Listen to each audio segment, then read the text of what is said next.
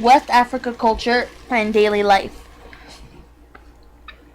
Village life in West Africa. Essential question. What role did families play in West Africa society? From 300 to 1,500 powerful empires controlled much of West Africa. However, the rulers of these empires did not greatly affect the daily life of their people. In fact, most West Africans dealt with their rulers only for court cases and taxes. Many people felt a greater sense of loyalty in their village and to their family. Family relationships were important in West Africa. A connection among people by blood or marriage or adoption is called kinship. Kinship groups formed the government of many African societies. In kinship groups, decisions were often made by a council of the eldest members.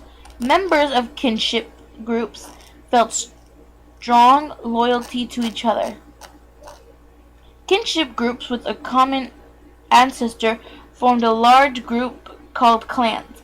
Clans usually followed the same rules. For example, in some clans, members were not allowed to marry each other. Vocab, page 151. Kinship.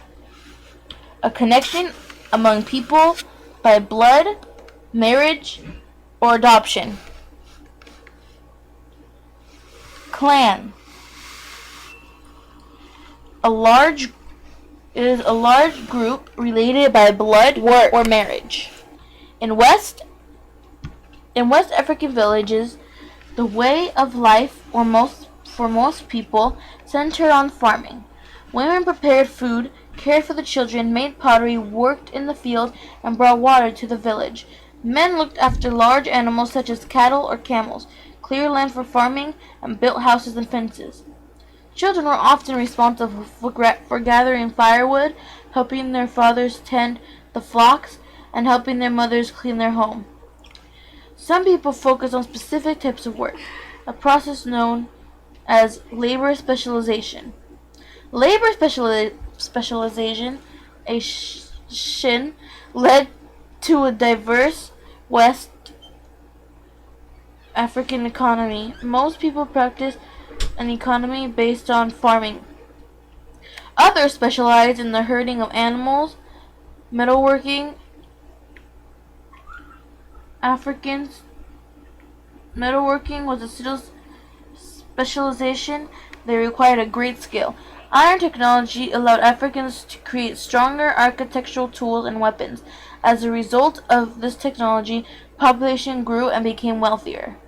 Finally, some people traded goods within West Africa and with other regions such as North Africa. West African kingdoms began to grow through trade. As trading centers expanded, so did the need for control of trade. By AD 300, population growth and trade had led to the formation of West African cities such as Janai.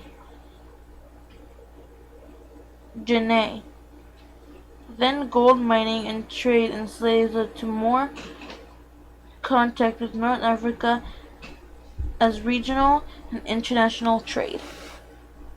Rise of kings. As West African societies developed complex trade systems, some powerful individuals called kings gained control of the system.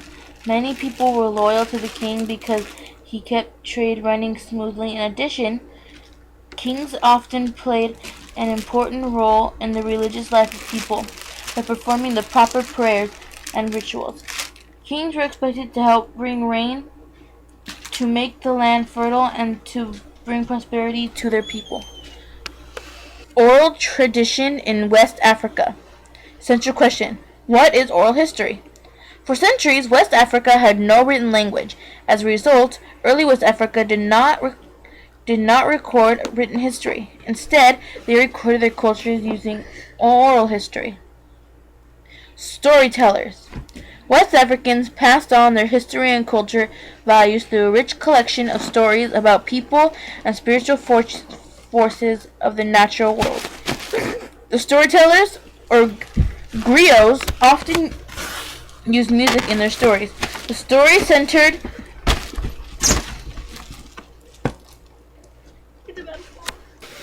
stories and community.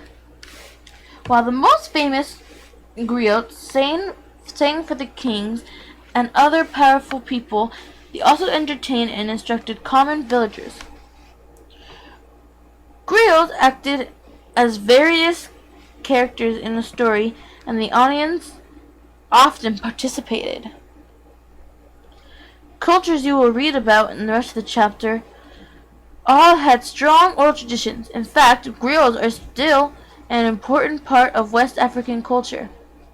Anthropologists have made an effort to write down the oral traditions of West Africa, but the griot's performance and sense of community created it is difficult to capture in written version.